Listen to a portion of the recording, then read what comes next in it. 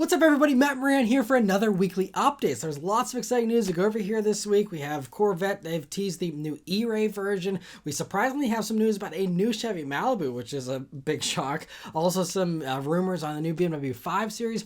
And lastly, at the end here, we'll be talking about an awesome supercar that has sadly come to an end with its production. But before I get into all that, after I filmed this video, Nissan actually surprised all of us with a refresh to the GT-R for the 2024 model year. So it gets a new bumper and grille design that has a painted portion there in the middle for the first time for this generation. And combined with a more traditional horizontal grille, which has changes for better aero and cooling, it looks a bit more smoothed out and closer to the R34 design in my opinion. And those little driving lights are new there as well. Out back, it also gets minor tweaks to the rear bumper to smooth it out, and the taillights also have been tweaked ever so slightly. Mechanically, it's all the same for the premium and the T-Spec trims, doing 565 horsepower still. The last T-Spec in 2021 was limited to 100 units, and it'll be limited for 2024 as well, although Nissan didn't say how many they'll make this time, but it's still going to have the same exclusive colors there, which are also throwbacks to the R34. The Nismo version gets its own take on the new styling, just amped up of here, of course, and in addition to the new bumpers, it also gets a new swan neck style carbon fiber spoiler, and it does get one big mechanical change as well, the addition of a front limited slip differential. Otherwise, it's also the same mechanically. There's also a Nismo appearance package available for more red accents on the wheels, plus a clear-coated carbon fiber hood and a unique engine cover. Nissan says the regular GT-R will begin arriving this spring, with the Nismo coming this summer. They also said they are working on a next-generation version, but are still just at the stage where they're exploring what degree of electrification it'll be using, so it'll be a while before we see any kind of production version of a next-generation GT-R. But still great to see this refresh though, and that also basically confirms that the current car will at least live on for a couple more years, since they actually bothered to do another refresh here on it, which is great. And so let me know your thoughts on the new styling here for the GT-R in the comments below, but overall I think it's just really great to see. Getting into a new supercar that's just about to come out here, Chevy has posted a teaser video here on their Facebook page this week that shows off the new Corvette E-Ray, which I thought we weren't going to get a reveal for a while, but supposedly it's debuting next week now on the 17th. And so the teaser doesn't really show off anything we haven't seen already in the configurator leak that I talked about a few weeks back. But, we can see it driving on snow, which obviously, reinforces the fact that it's going to have the all-wheel drive and all that. And one new little thing we do see from the teaser video, though, is that it shows a stealth mode that it's in, which, obviously allows it to drive around on electricity alone for short distances. But since this isn't even a plug-in hybrid, it's just a regular hybrid, that EV mode is going to be as useful as it is in like a RAV4 hybrid or something, probably, where you're going to be able to like crawl around a parking lot. In electric mode, that's probably going to be the extent of the stealth mode. It could be more, we'll have to wait and see. But anyway, looking forward to that reveal next week, and I'll be covering it next week. For some unofficial Chevy news here, though, GM Authority is reporting this week that Chevy will actually be keeping the Malibu around, and it could actually debut a new generation here as soon as 2024 for production in 2025. And so, even more surprising, though, you would expect, oh, okay, well, there was that Chinese electric Chevy sedan that was shown in concept form, and me and most other people were probably expecting if there was going to be a Chevy sedan here in the States, it would be that electric thing. They call it a Malibu, end of story. That's not the case. Supposedly, they're not going to have it be an electric vehicle, at least not yet. They're going to continue with an enhanced version of the current Malibu's platform, and it'll continue to be powered by gasoline. So, sticking with, the same formula it currently has. And this is kind of surprising, but I think all important sales figures are what helped Chevy to change their mind about the sedan, and specifically the Malibu, and keeping it around. So here's what GM Authority actually dug up. They realized that the midsize sedan segment was down 13% in the first 3 quarters of 2022. So no surprise there, sedans continue to decline as everyone wants SUVs. But Malibu sales were up 148% for those first 3 quarters of 2022. And it actually had the biggest sales growth in the whole segment in 2022. And so, obviously the fact that, demand has more than doubled for the Malibu, that's, something that sends up a red flag. They're like, hey, wait a minute, maybe we should look into this, and I think that is probably why, they're seeing that they can probably do the same thing that like we saw with Honda with the Accord. We still don't have a ton of details as far as what's underneath the new Accord, but it seems like it might share some stuff with the current generation. And so I think Chevy sees, okay, well, maybe we can just do the same thing and just heavily refresh the current Malibu, keep costs down, but sell a vehicle that clearly is in very high demand, all things considered. And, but yeah, so it's the biggest increase in sales for 2022. And the only other vehicle in this segment that even grew in sales for 2022 was the Nissan Altima, which grew by 40% for the first 3 quarters of 2022. But everyone else decreased in 2022 here, and as a result, the Malibu went from being the 6th bestseller in the midsize sedan segment to now being the 4th best. It now sells much better than even the Hyundai Sonata and the Kia K5, with almost 80,000 units sold, and again, just those first 3 quarters of 2022, meaning I haven't seen final sales numbers for the whole year for the Malibu yet, but I'm assuming that means it'll be over 100,000 Malibus that were still sold, a vehicle that, debuted, I believe, back in 2016 for this generation. Still selling super strong here, which really also shows that there is demand for sedans. Even if they're not fresh, brand new things, there's demand out there. But also, it seems like there's some strange appeal for the Malibu, even though the Sonata's newer. That styling's a little polarizing, but the K5 looks great, and this is still selling even better than those. Which, I mean, I'm happy to see the Malibu succeeding, but I'm also shocked that people are choosing it over a Kia K5 or a Sonata, which I would say in basically all the ways is probably better than the Malibu, but I'm glad to see it's doing well, and see a historic nameplate continue to live on here is great. So according to the report here, Chevy is planning to produce the new Malibu in the same Kansas factory starting in 2025, and will be building it through 2031 is the plan supposedly currently, and this is not confirmed officially by Chevy or anything yet either. This is still just a report, so take this as a rumor with a grain of salt for now. But GM Authority had some, more specific details on this that makes me think that this is certainly a very credible report and something worth believing. And so, anyway, just very happy to see Chevy sticking with the sedans here, and be excited to see what they do for the Malibu here. Even if it is just carryover, if it has new tech, new styling, should be a great addition to what is again a dwindling segment. So great to see that. We also have some more info here on another long-lived sedan that's getting a new generation as well, and that is the BMW 5 Series. So in their 2023 sales report, BMW confirmed that the i5 will be launching later this year, and they talked about that when they were discussing how they're continuing to increase EV sales, and that's going to be one of their biggest goals here for 2023. So they only specifically mentioned the i5, but as we've seen with like the 4 Series and the 7 Series, when the i5 arrives, we will see a 5 Series, a regular 5 Series debut either at the exact same time or within weeks of the other. So expect the new 5 Series here sometime this year. And, like how we saw with the 7 Series in particular, expect it to be the same kind of thing. They're saying this is going to be still on an evolved version of the CLAR platform that most modern BMWs are on, which means it's going to give it the multi-powertrain flexibility. So it's going to be the same deal. You're going to have a pure gas version, plug-in hybrid most likely, and then the electric i5. And so this is also, they're saying, going to be one of the last ordinary BMWs according to Autocar. They did a report here alongside this. They say it's going to be one of the last ordinary BMWs. It's going to have the G60 code name, and this will just be one of the last ones before their new class architecture of next generation EVs comes, and that's going to really change the styling drastically, and give you the new D assistant and all that kind of stuff that they were alluding to at CES last week. That all is coming, I think, in 2025. So this is going to be one of the last, more conservative BMWs. It seems like it's also from SpyShot's going to have a grille that's reasonable in size, which will be welcome too. So again, trying to be more mainstream. It'll be welcome to see, a more normal BMW here for once.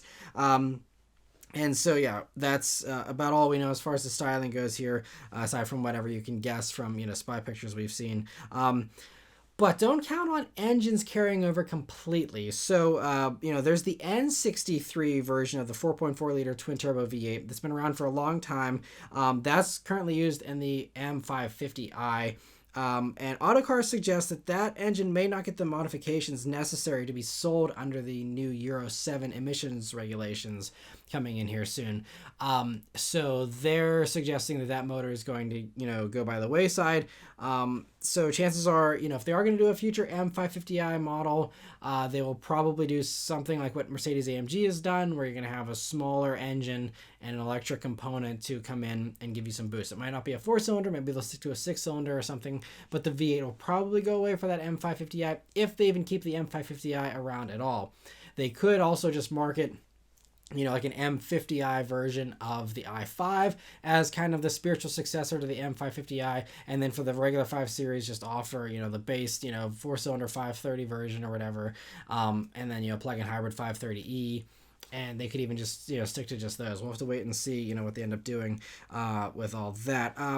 And so one thing though, the M5 should be safe. That will still continue to be a fire breather, it seems, with BMW's development boss previously saying that there won't be any fully electric BMW full M cars until 2025 at least. And so this means that, the newer S63 twin-turbo V8, that motor, I believe, will be, legalized for the Euro 7 regulations here. And so if they do that, then that could basically get the same setup we see in the XM SUV, where it's a plug-in hybrid with like a 200 horsepower electric motor, plus that gas, twin-turbo V8, and that does 750 horsepower in the XM. Could do the same, could do more or less. We'll have to see for the new M5 whenever that comes. But that's probably the likely thing. There have been rumors and reports in the past about some 1,000 horsepower M5 and crazy stuff like that, which could potentially be like an i5M or something, that probably would do that 1,000 horsepower a little bit easier.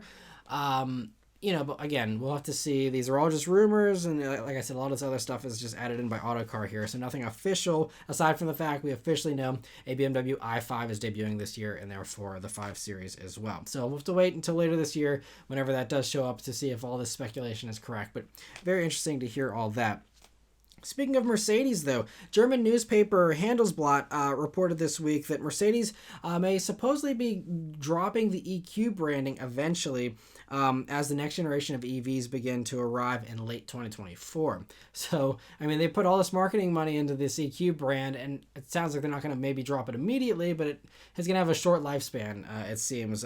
Their supposed reasoning is that the electric versions of their next generation stuff will be completely replacing the gas versions, and so it's kind of redundant, they say, according to this report. The thinking is that it's going to be redundant to have something called an EQC if it's just going to be an electric C-Class and an electric version of like a GLC and things like that. So they're saying they're going to be fully electric by 2030. So whether this happens in 2024 as the beginning of that, or if it happens later, eventually, there will be no differentiation between EQ and regular. It'll just all be the same thing. So I think this is an inevitability, but it's interesting that, the EQ branding would get dropped. I just thought that we just wouldn't see a regular, C-Class anymore. They would just all be called EQCs, or whatever the case might be. But I guess they really want to, stick with that heritage naming. And so as a result, it sounds like maybe EQ is going to be the one that gets kicked off, and not the traditional C-Class kind of names there. So the official Mercedes response to this report, by the way, is that with the goal of becoming fully electric by the end of the decade, we will adapt the positioning of the vehicles and thus also the use of the brand in line with the times, but it is too early for details on this at the moment. And that's totally fair, but it seems like, the EQ thing, something you probably shouldn't get too attached to if you're a Mercedes fan, but interesting to hear that. And for some other Mercedes news here, we have 2 news stories about the SL this week. One is official and one is unofficial for now. The official news here that they've announced is that they've debuted an SL63 Motorsport Collector's Edition, which I think is actually the first special edition in recent memory to actually be called a collector's edition. It kind of sounds a little gimmicky to actually call it a collector's edition, but anyway, it has this unique paint setup to make it look like their F1 car, and only 100 of those will be built. The more interesting news here that's unofficial, though, moving on, is that thanks to my dealer contact here, I can actually confirm that the US will be getting the SL43, which previously was debuted last spring, actually, for Europe, and at that time it was undecided whether or not they were going to send it to the States. I can confirm from my dealer contact that it is going to be coming here to the States. And so, to refresh your memory, if you forget, it drops the twin-turbo V8 from the SL55 and the SL63 and swaps in the M139 turbo four-cylinder with the new electric motor on the turbo that has with that tech that was born from their Formula One cars. And so it does 376 horsepower, 354 pound-feet of torque in Europe, along with a 4.9 seconds 0 to 60 time, and should be about the same when it arrives here, I'm guessing, as well. There's no info on exactly when it'll be arriving sometime this year, but I think it's going to be, a nice extra option for those who, just want the great looks and the roadster experience from Mercedes, but they don't, need a ton of power or the V8 sound. I think, there's like the CLE or whatever they're going to be calling, like the combined coupe that takes the C-Class coupe, the E-Class coupe, and the S-Class coupe and molds it into one giant thing. That could potentially be offered by convertible as well, but it's nice to see, an SL for people who don't need the fastest thing out there. I think it's going to be a great hit, and I think it's a good decision to bring it here, honestly. And so, anyway, very interesting to hear that, and thanks to my dealer contact for that info.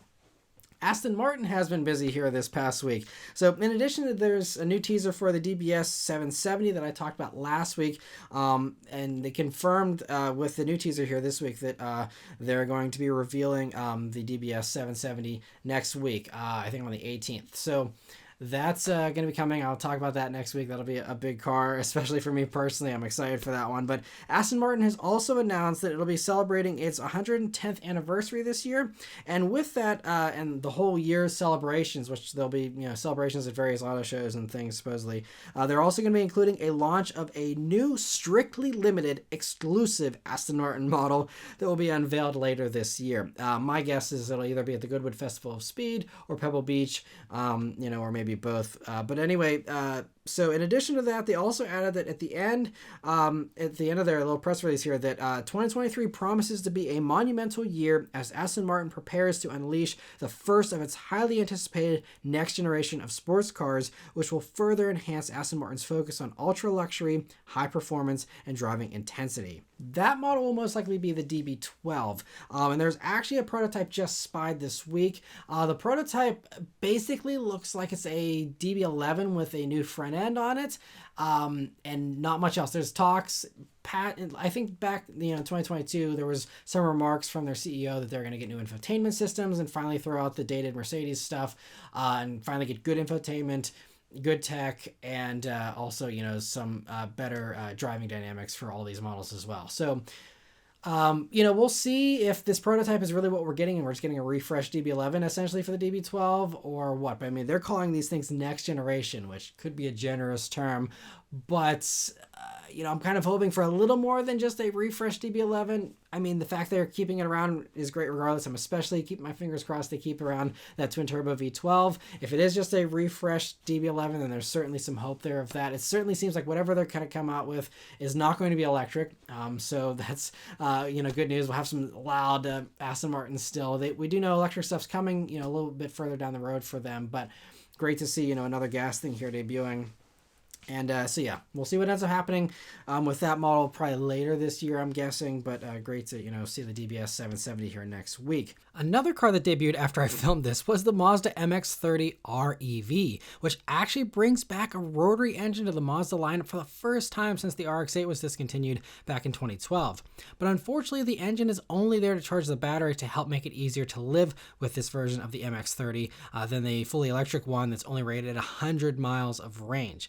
Mazda didn't quote a range number for this plug-in hybrid version, but it has a 13.2 gallon tank, which is huge for a range extender plug-in hybrid. The trade-off is that to make room for that gas tank, the battery pack is half the size of the EV version, suggesting an EV range of just about 50 miles or so, maybe even a little less. But still, as long as the rotary is decently efficient, the range should be an improvement. And speaking of that rotary engine, it's a single rotor 830cc design with side intake and exhaust ports just like on the RX-8 motor, along with having direct fuel injection and an aluminum rotor housing. It produces 75 horsepower, but contributes none of that power directly to the wheels. The front electric motor is more powerful though in this version by 24 horsepower, now doing 168 horsepower, but it does lose 8 pound-feet of of torque, now doing 192 pound-feet of torque total. Another trade-off is that it's 293 pounds heavier thanks to the rotary engine and the gas tank, but it's still a little surprising considering they got rid of half the battery. That should have saved some weight, but I guess the rotary and that gas tank, more than made up for that weight loss there with the battery. But anyway, this means that it still only has a 9.1 seconds 0 to 62 mile per hour time, which is about the same as the EV version, and honestly, very slow these days. The whole thing works together as a series hybrid and still only powers the front wheels, with the rotary coming on to maintain charge in the battery or to keep the vehicle running once the battery is out of juice. When you do go to plug it in, though, which will be very often, it supports DC fast charging, but only at 36 kilowatts, which means even the tiny 17.8 kilowatt battery takes 25 minutes to go from 20% to an 80% charge. Aside from the powertrain, everything else is the same here as the electric version, including the interior and the exterior. You do get a cool little rotary badge there on the fenders, though, and there's this Edition R trim that gives you this cool red and black two-tone combo. And so anyway, it'll be going on sale in Europe and in the US this year, but there's no pricing for those yet. Lexus has announced a couple small changes for the RC for 2023, and again, I'm just happy the RC is around and still kicking and still being offered here, because I'm sure they don't sell a ton of them. But changes for the 2023 model year, the biggest one is that like other new Lexus models we've been seeing for 2023 and even 2022, the old screen has been thrown out and a new touchscreen has been put in instead, which brings it a little bit closer to the driver so you can use the touch thing a little bit easier there. It still does have a touchpad if you're someone who prefers that, but thankfully it is touchscreen. It's going to be running the newest Lexus infotainment software, which is great, wireless smartphone integration, all that kind of stuff. And it's an 8-inch screen as standard, but a 10.3-inch touchscreen is optional. And the interior, they say, also gets updated interior touches to the instrument panels, glove box, and side registers, but very minor stuff. I can't even tell really. Other changes are a new F-Sport special appearance package that's available on the RC300 and the RC350 that gives you this new incognito silver paint, unique Enki wheels, and a black hood and roof. Lastly, the Fuji Speedway edition of the RCF has been dropped, but in exchange they've brought back the RCF Track edition, which is essentially the same thing. The Fuji Speedway edition was limited in the amount of numbers. I think they built, I can't remember, like 80 or 90 of them. And so for the RCF Track, there's no mention of how many they're making. I'm assuming, they're probably not going to build a ton of them, and probably just build them to order, honestly. But there's no actual cap production, it seems, this year, which is interesting. And it also gets new Hitachi shocks this year, they say. Aside from that, it seems like it's basically the same as last year. And so anyway, they'll all begin arriving in dealerships early here in 2023. So great to see that. Another car getting some minor changes here is the Jaguar I-Pace. And so it's hard to tell from all these dark images. I don't know why they revealed this with all these dark images. But anyway, it gets a new smoothed out grille that's gray and, just a little bit of a different design there. And there's also some other trim pieces that have been changed from black to gray and other minor little things like that. But unfortunately, it doesn't sound like there's any mechanical changes. So you still have between like 215 and like 246 miles of range depending on the wheels. Same power output of about 400 horsepower or so. And that's about it. But this is the European reveal. So I'm assuming they continue to sell it in the United States, we'll get some kind of separate U.S. announcement reveal here sometime in the next couple of months, I'm guessing. But interesting to hear that Jaguar hasn't forgotten about the I-Pace, even if most people out there have. But it's cool to see that. Another minor but very welcome change here this week is that Tesla has added back a regular steering wheel option to the Model S and the Model X. And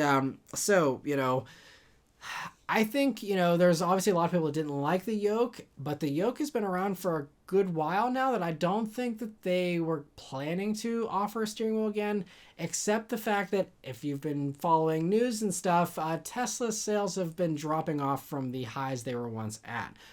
And so I think Tesla's getting, they actually have been doing some price cuts recently, and they had a really aggressive sale towards the end of 2022 to kind of boost numbers before the end of the year. And so I think that they're starting to feel the pressure a little bit, and that they can't be so divisive and, exclude people. And so if people are out there that say, hey, I'd love a Model S or Model X still, but I don't want a yoke, they can't have those people not buy those vehicles now. So I think they're going to say, okay, let's give them a concession here. And I think that's what this is a concession to try and boost sales once again on a vehicle, and all these vehicles that are very dated at this point. So they're bringing back the steering wheel here. And, but I mean, that's great that they're listening to customer feedback. I don't want to, look down on Tesla for doing this. This is a great change, but it's just kind of a surprising one considering they're so, headstrong typically about it. Well, this is what we're doing, whether or not people like it. Now it's like, hey, maybe they're actually, open to, changing course a little bit if, it seems like it'll help the sales a little bit for them. So anyway, that's pretty interesting. And one last little note about that is that Tesla will also be offering a retrofit kit. If you're someone who has an S or an X and you don't like your yoke on your newer S or X there, you can get a new steering wheel here beginning in March that's priced at a surprisingly reasonable $700, including installation, which is really, peanuts for a steering wheel in general, even from the aftermarket. And then, including installation, that's a great deal. So again, just really great to see that you can now get these vehicles once again with a regular steering wheel. And for the last news story here, McLaren has officially discontinued the 720S. And so Automotive News broke the story that was then officially confirmed by McLaren to Autoblog this week, with the official statement being that we are not taking further customer specified build orders for 720Ss, but cars are available through our retailer network. So they might still be producing them, but, they're obviously either just maxed out on ordering capability and, once those are in, then they're done, or they could just be already done building them. We'll have to see. But as far as what will come after the 720S, the Automotive News report includes some quotes from McLaren's president of the Americas region, who makes it sound like the successor may share some components with the 720S, and that, we actually have been seeing there's been 720S prototypes running around with a, hybrid or like a battery warning, label on them for prototypes, which suggests it will be hybridized for whatever's coming after. And so, I think for a company, especially McLaren, they don't have a ton of money. They're, pretty tight on cash right now. I think the safe bet here is take the Artura's electrical, plug-in hybrid components, pair that up with the existing 720S motor or, some variant of it. And, you have a new crazy thing that's even faster thanks to the electric component, give it some new styling and call it done. I think, that would be enough to, move the bar higher, freshen things up and do it all at a reasonable cost with existing, mostly existing components there. And, you also have something that's, next generation because no one else has really done, this yet. They'd still be on the cutting edge here. You don't have any kind of, plug-in hybrid version of the Aventador yet. That we do know that's coming here sometime here in the next couple of months as well. And as far as, Ferrari goes, you have the 296, but anything beyond that, you just have like the SF90, which is way more expensive. So we'll see, but I think this would be, still very competitive and a very solid offering even if that's all they did, But anyway, yeah, as far as the 720S, though, it will definitely be missed. I had the fortunate opportunity to review one several years ago, and it's still, even to this day, one of the craziest cars I've ever driven. Just so much fun, so exhilarating. Absolutely wild. If you haven't watched that review, I will link it here at the end of the video in an end screen and a card here if you want to watch it. It's a fun one. Very fun reaction in that one for sure. Man, it was so much fun. But anyway, so sad to see the 720S go, though. What a great car, and it will certainly be missed. Lastly, though, I want to thank all of you who are members of the Maran Motoring Club. So we did actually have 3 new members join this week. So I want to give a big thank you and shout out here to Avery JH, Brent Poteet, and Jennifer Poteet for all joining.